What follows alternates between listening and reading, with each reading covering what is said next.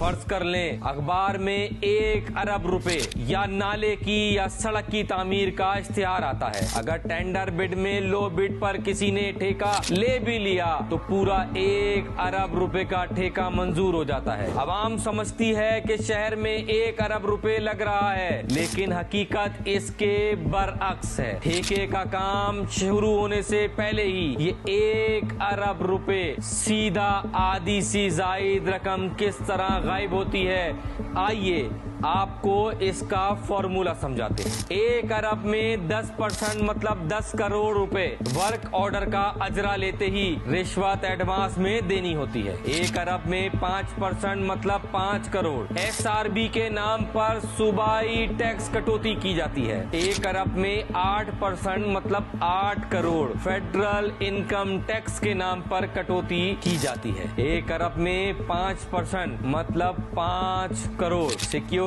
Deposit के नाम पर कटौती की जाती है। 1 अरब में 10% मतलब 10 करोड़ सिस्टम की मुकर्ररा रिश्वत, ये वो ब्लैक मनी है जो सिंध के बल्दियाती इदारों के जूनियर इंजीनियर से लेकर एक XCN, chief engineer, DG technical, finance department, check department, municipal commissioner और चेयरमैन या मेयर तक, ऊपर से नीचे तक सब में तकसीम होती है। ये 1 अरब में 15% मतलब 15 करोड़ ठेकेदार का अपना मुनाफा भी होता है। इस हिसाब का सीधा सा मतलब ये है कि 1 अरब में से तकरीबन 53 करोड़ रुपए यानी 50% से जायद रकम काम शुरू होने से पहले ही कागजी कार्रवाई, टैक्स, कमीशन, रिश्वत ठेकेदार के मुनाफे में चली जाती है। अब बात सिर्फ यहीं तक खत्म नहीं होती, बाकी 1 अरब में से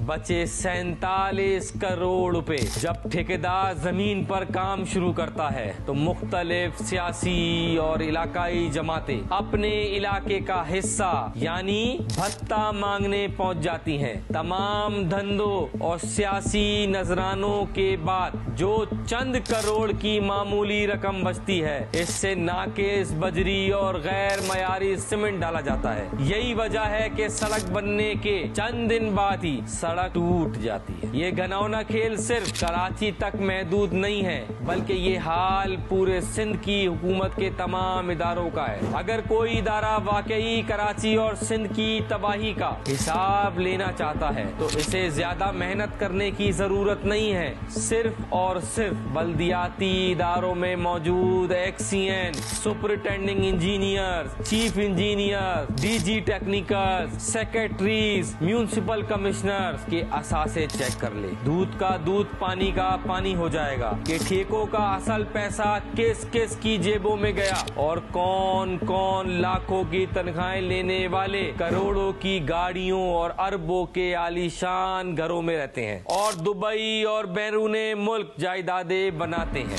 अब फैसला अवाम का है। क्या अरबों के टेंडर का ढोल पीटने वाले और अरबों के बजट का दावा करने वाले सच में कराची को बना रहे हैं या सिर्फ करप्शन और रिश्वत के वसूली के धंधे पर मसरूफ है?